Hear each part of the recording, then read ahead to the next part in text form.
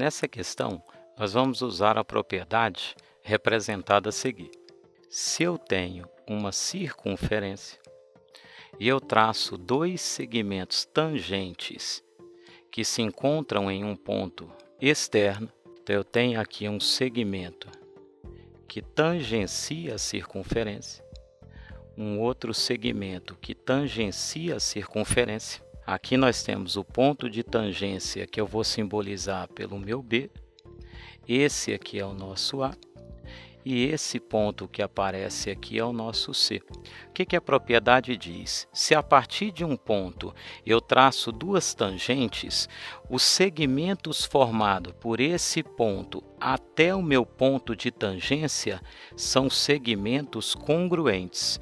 Então, se esse pedacinho tem um valor A, esse pedacinho também mede A. Então, nós temos segmentos congruentes. E essa é a propriedade que eu vou trabalhar na nossa questão. Olha a sua circunferência lá em azul. Nessa posição, nós temos o valor de A. Aqui nessa tangência, nós temos o valor de B.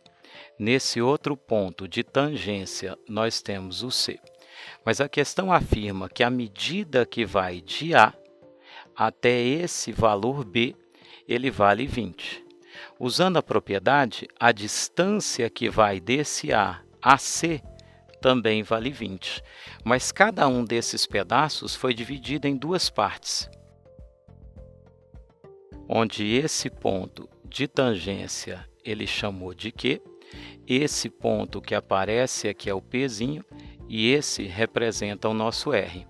Mas se você observar, esse ponto que aparece aqui em P, ele é um ponto externo à circunferência e a partir dele eu traço dois segmentos e esses segmentos são segmentos tangentes.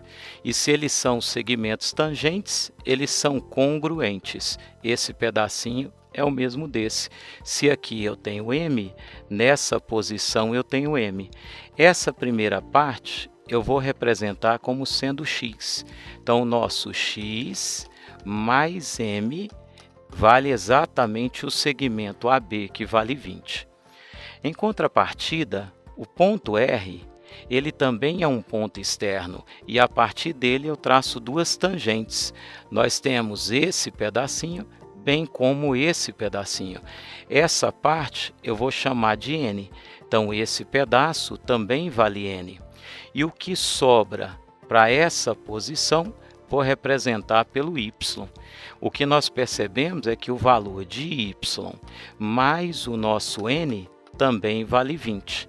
Ele pede o perímetro daquele triângulo. Quem é o perímetro?